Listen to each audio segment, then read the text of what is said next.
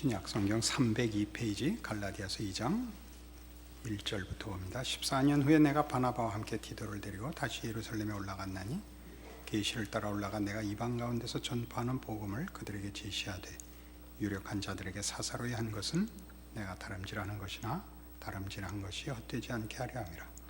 그러나 나와 함께 있는 헬라인 디도까지도 억지로 할례를 받게 하지 아니하였으니 이는 가만히 들어온 거짓 형제들 때문이라. 그들이 가만히 들어온 것은 그리스도 예수 안에서 우리가 가진 자유를 엿보고 우리를 종으로 삼고자 함이로되 그들에게 우리가 한시도 복종하지 아니하였으니 이는 복음의 진리가 항상 너희 가운데 있게 하려 함이라.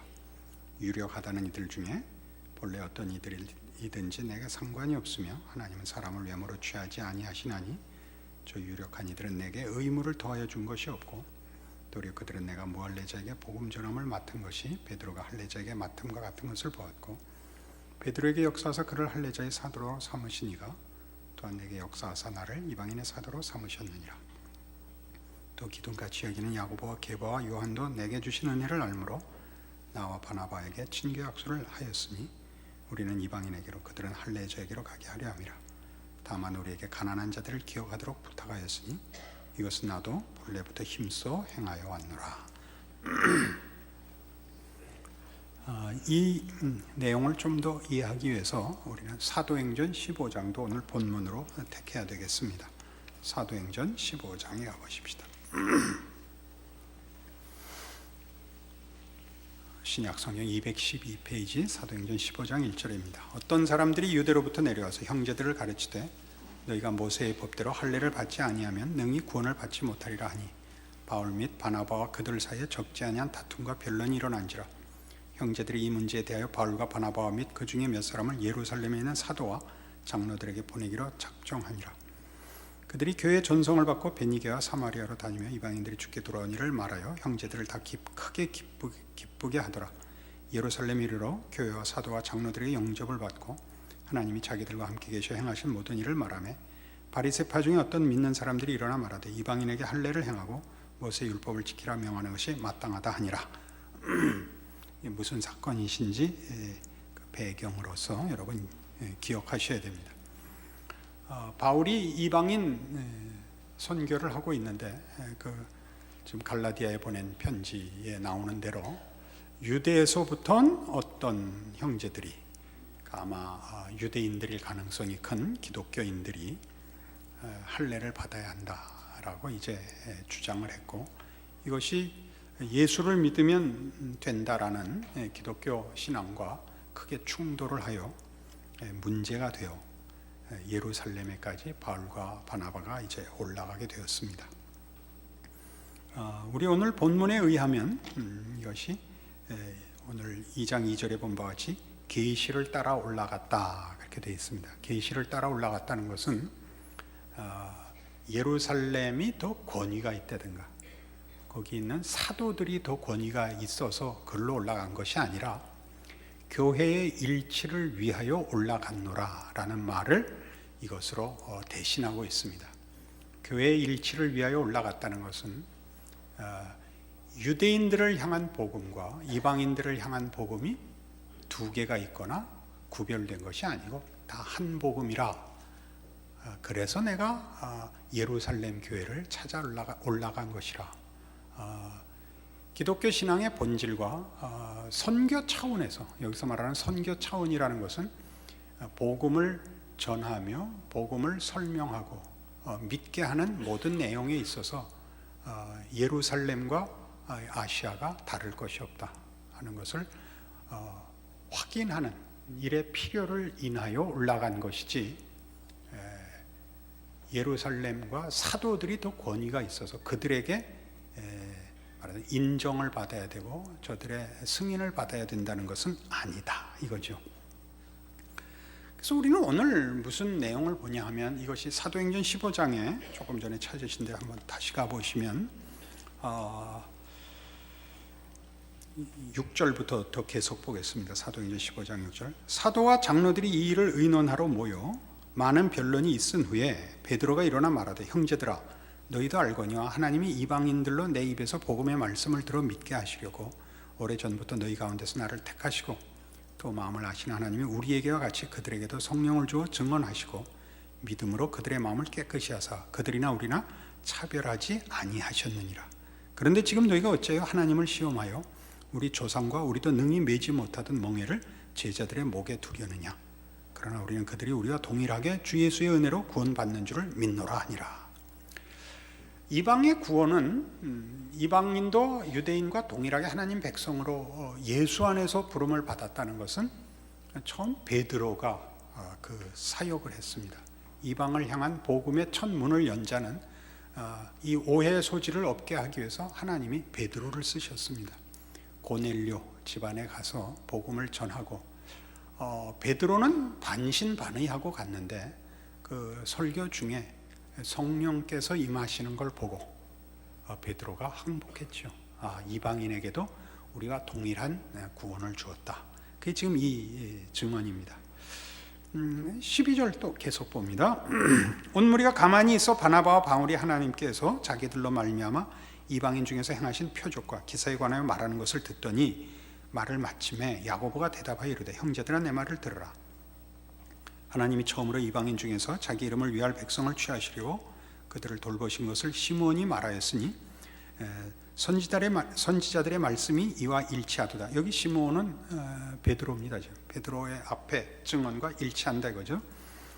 이후에 내가 돌아와서 다윗의 무너진 장막을 다시 지으며 또 그 허물어진 것을 다시 지어 일으키리니 이는 그 남은 사람들과 내 이름으로 일컬음을 받는 모든 이방인들로 주를 찾게 하려 함이라 하였으니 즉 예로부터 이것을 알게 하시는 주의 말씀이라 함과 같으니라.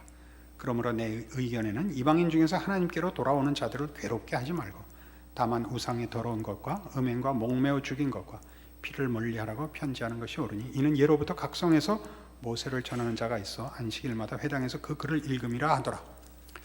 이 묘한 그 결구가 있는데 여러분 그 앞뒤 문맥으로 좀 이해하시기 바랍니다. 8절로 돌아오셔서 15장 8절로 마음을 아시는 하나님은 우리에게와 같이 그들에게도 성령을 주어 증언하시고 믿음으로 그들의 마음을 깨끗이 하사 그들이나 우리나 차별하지 아니하셨느니라. 그런데 지금 너희가 어째요 하나님을 시험하여 우리 조상과 우리도 능히 매지 못하던 멍에를 제자들의 목에 두려느냐. 이게 베드로의 증언입니다.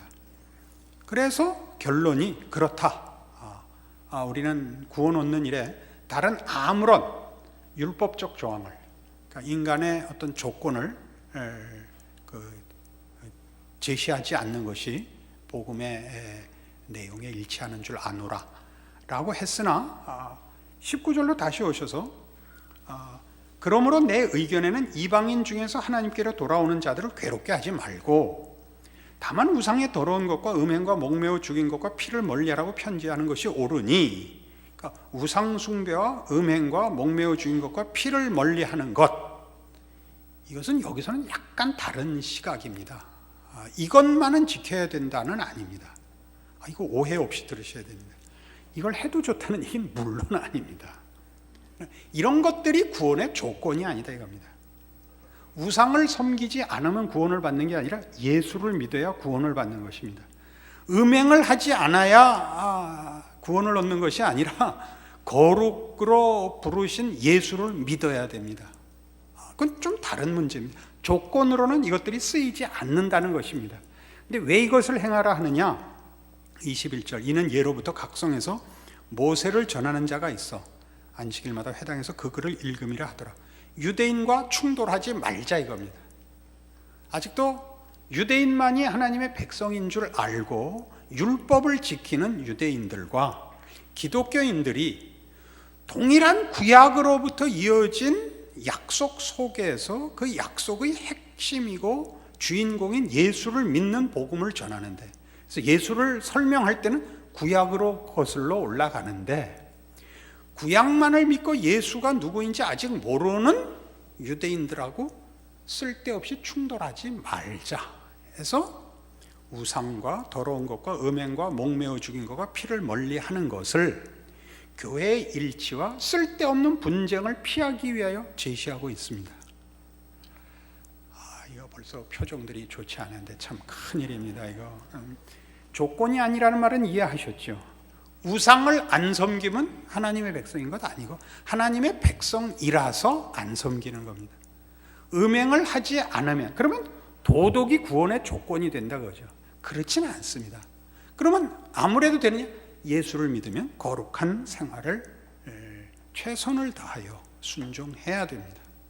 그래서 이제 이 부분에 우리 이제 본문으로 돌아와서 갈라디아서 2장으로 돌아와서, 그러니까 지금 바울이 하려는 얘기는 뭐냐면, 베드로가 유대인들을 위하여 복음의 사도로 부름을 받았듯이 나는 이방을 위하여 복음의 사도로 부름을 받았는데, 내가 예루살렘에 올라갔으므로 이방인들을 위한 사도는 유대인을 위한 사도보다 직급이 낮다,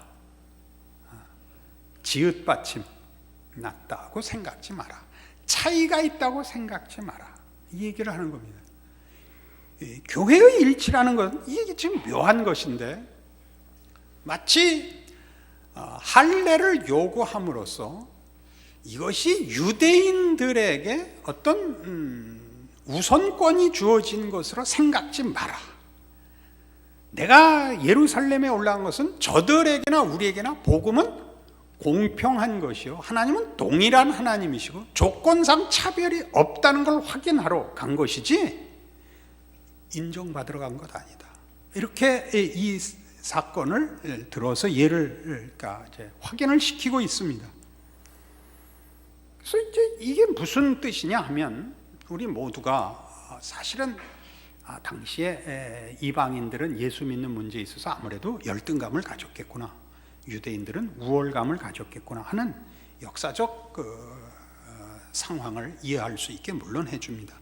그러나 오늘 우리에게 이 문제가 왜 필요하냐 하면, 우리 모두가 이 문제를 조금 다른 형태로 끊임없이 만들고 있기 때문에 그렇습니다. 어느 시대나 이것으로 문제를 만들고 있는데, 그게 뭐냐 하면,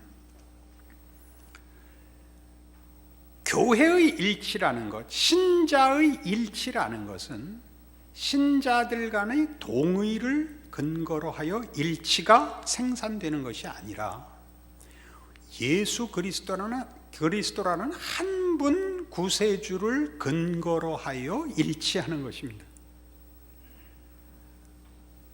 우리는 우리 남포교회로 모였습니다마는, 남포교회라는 보이는 조직, 공동체로 우리가 합의를 했다고 해서 교회를 합의한 것은 아닙니다. 보이는 공동체를 구성하고 있을 뿐이지, 교회의 일치라는 것은 예수 그리스도와의 연합이라는 것 외에 어떤 근거도 없습니다. 그런 면에서 성도들 간에는 언제나 일체성이 있습니다. 신앙적 일체성, 근거적 일체성, 그 목적의 일체성이 있습니다. 하나님의 작정이라는, 하나님의 은혜라는, 하나님의 목적이라는, 하나님의 뜻이라는 유일하고 동일한 근거와 과정과 목적으로서 교회는 하나일 수밖에 없습니다. 그러나 이때 말하는 교회는 보이지 않는 교회입니다. 보이지 않는 교회란 예수를 믿는 모든 사람들을 말하는 것입니다. 이렇게 우리가 어떤 이름을 붙여서 어떤 교회라고 얘기하는 것은 현실적인 필요에 의해서 보이는 공동체로 모인 것입니다. 이 보이는 공동체는 물론 그 본질과 근거를 보이지 않는 교회를 근거로 하고 있습니다. 그러나 보이지 않는 교회를 주장하는 것은 인간의 한계와 현실을 좀 무시하는 것입니다. 사람은 그렇게 보이지 않는 것으로 그렇게 진행되고 완성되기에는 턱없이 한계가 있습니다. 그래서 우리는 보이는 방향, 보이는 근거, 보이는 확인이 절대적으로 필요합니다. 그래서 그것이 보이지 않는 것을 만들어낸다는 뜻은 물론 아닙니다. 그 우선순위가 다릅니다. 그래서 우리는 교회의 일치라는 말이 획일성과 완벽성을 가진다고 이해해서는 안 되는 것입니다. 그 뭐 뻔한 얘기를, 재미없는 얘기를 이렇게 열심히 하는가 싶죠. 그 역으로 가보십시오.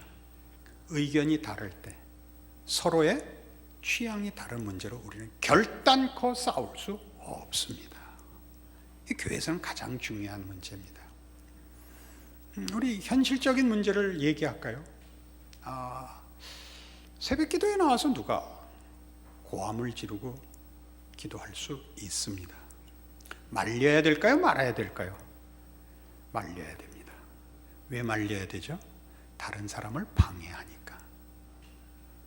고함을 지르고 하는 기도가 잘못이라서가 아니라 방해가 돼서 피해주면 제일 좋습니다. 그러나 나도 갈급한 기도가 있는데 그럼 기도 좀 하려면 옆에서 고함을 질러갖고 자꾸 방해가 되니까 자꾸 제자리로 판이 튀어서 돌아오니까 판은 튀어서 돌아오진 않던데 하여튼 그러니까 이제 할 수 없이 나도 기도 좀 하게 조용히 좀 해주십시오 그러는 것이지 아니 어디서 배워서 그따위로 기도해 이거는 전혀 교회의 일치가 무엇인지 교회의 근거가 무엇인지를 놓치고 있는 것입니다. 이해하시겠습니까? 그러면 이제 거기를 확장해 보십시오. 저는 종종 이 문제를 사실 제시하고 싶은데 아직 차마 말 못하고 있는 게 있습니다. 왜요? 오해의 소지가 있어서 그렇습니다. 저는 주일날 여러분들이 교회에 오실 때만은 수요일은 상관없습니다. 주일날은 좀 준비해서 오셨으면 싶습니다. 이 말을 왜 안 하느냐면 여러분 금방 호사스럽게 입고 오고 그날 어떤 보이지 않는 힘에 끌려서 온 청바지 입은 사람을 죽일 것입니다. 그래서 이 말은 절대 안 합니다. 이해하시겠죠?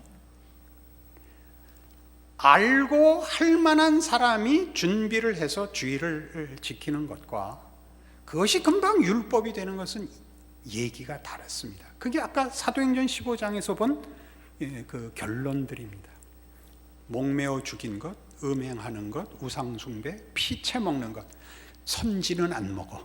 이거 그런 얘기가 아닙니다. 이스라엘에 가거든 먹지 마십시오.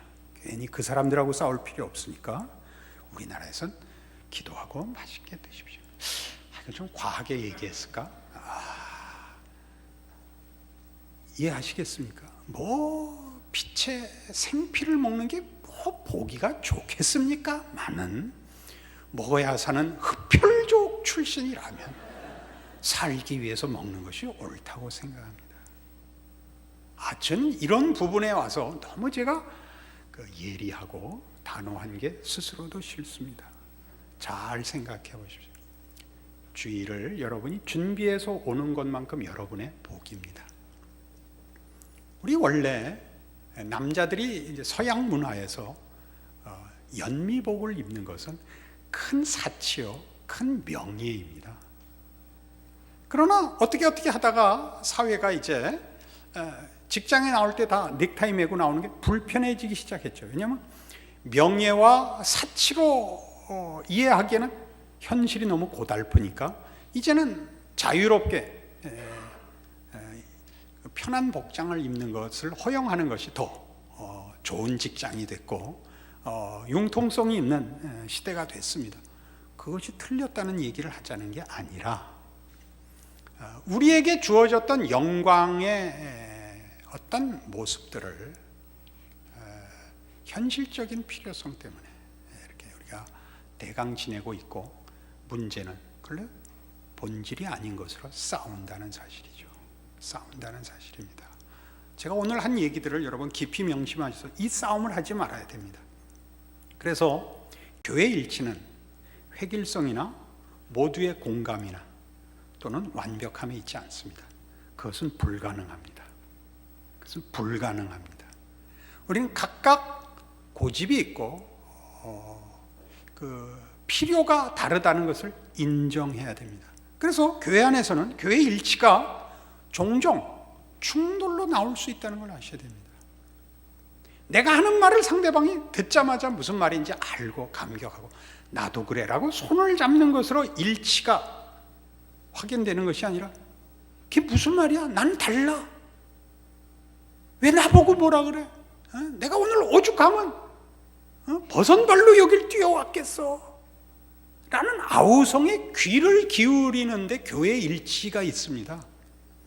이 사람의 고단함과 절절함이 예수를 향하여, 예수를 필요로 하여 예수 그리스도의 부르심으로 말미암아 버선발로 여기로 오게 했구나 라는 데 일치의 근거를 발견하는 것이지, 너의 복장이 그래, 너의 태도가 그래, 너의 기도하는데 눈 뜨고 있어, 얘는 싸움의 본질이 없습니다.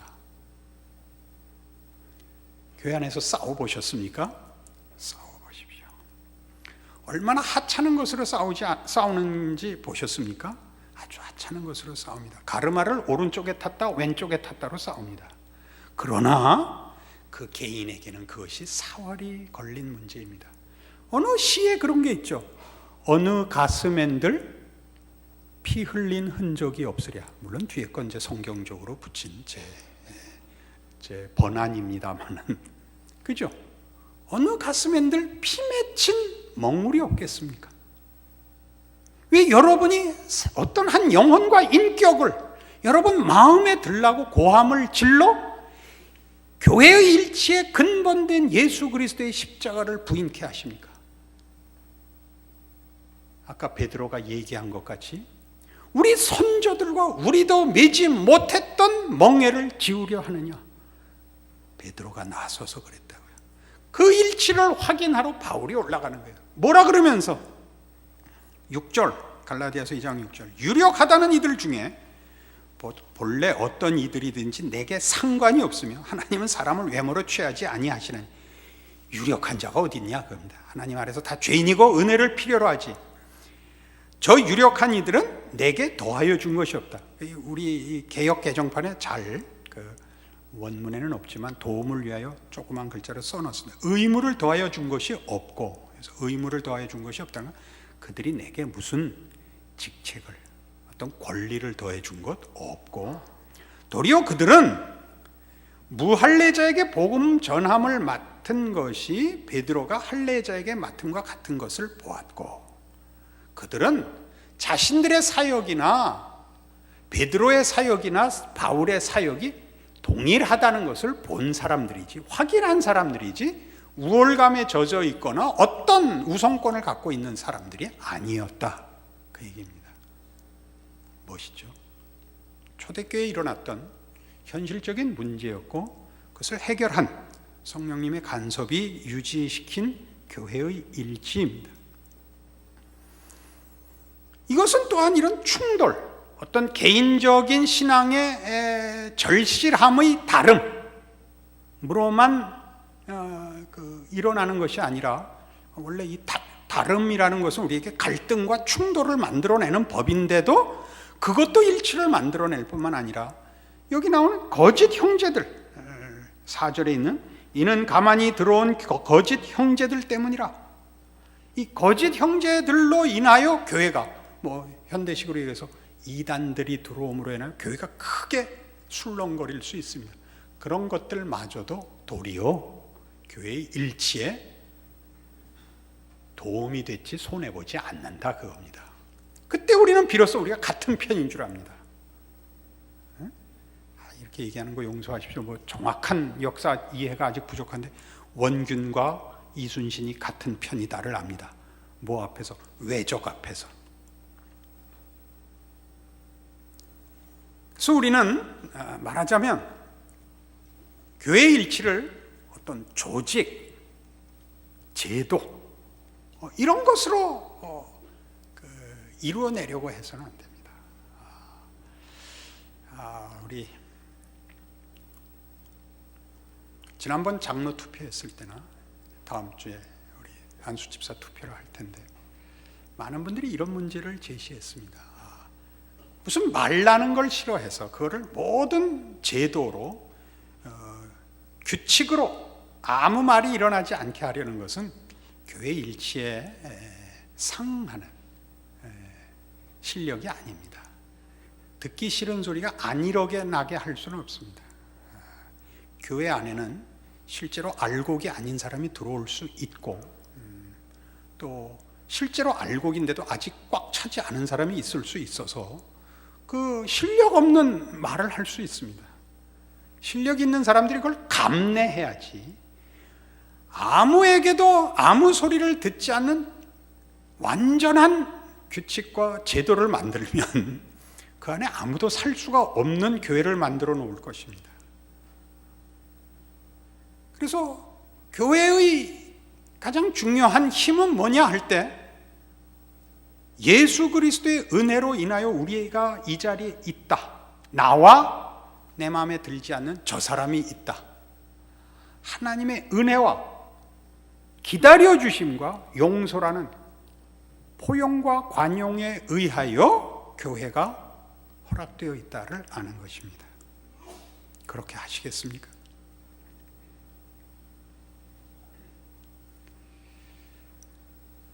자칫 잘못하면 이런 요구를 하는 것은 우리가 교회에서 어느 때나 당하는 싫은 소리를 잠잠케 하기 위해서 말하려는 것이 아닙니다. 이것은 잘못 가면 자신의 신앙의 정체성과 수준을 분리주의적으로, 즉 다른 성도와 비교하여 상대적으로 확인시키는 대로 가기 때문에 그렇습니다. 나는 저 사람과 다르다를 같은 은혜와 같은 근거 속에 있는 성도를 가지고 비교함으로써 교회 안에 누구를 시험 들게 하며 스스로 시험에 빠집니다. 자신의 확인이 누구를 정죄하는 것 위에 서 있는 것만큼 불행한 신앙생활은 없습니다. 누가 마음에 안 들거든 웃으십시오. 그리고 교회에 베라벨 사람이 다 오는 것을 인하여 하나님께 감사하십시오. 여러분들도 10년 전에 그 사람들 같았습니다. 내가 정말 이름을 들어서 얘기하고 싶지만 참고 있는 것은 기억력이 감퇴한 탓입니다. 고린도전서 12장에 가면 그래서 이런 사도 바울이 고린도 교회를 향하여 이미 주었던 이런 유명한 권면이 있습니다.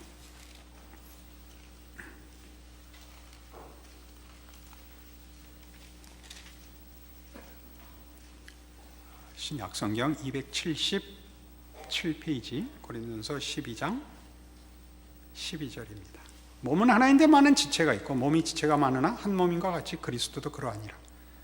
우리가 유대인이나 헬라인이나 종이나 자유인이나 다 한 성령으로 세례를 받아 한 몸이 되었고 또 다 한 성령을 마시게 하셨느니라. 몸은 한 지체뿐만 아니요 여럿이니 만일 발이 이르되 나는 손이 아니니 몸에 붙지 아니하였다 할지라도 이로써 몸에 붙지 아니한 것이 아니요 또 귀가 이르되 나는 눈이 아니니 몸에 붙지 아니하였다 할지라도 이로써 몸에 붙지 아니한 것이 아니니 만일 온몸이 눈이면 듣는 것은 어디며 온몸이 듣는 것이면 냄새 맡는 것은 어디냐.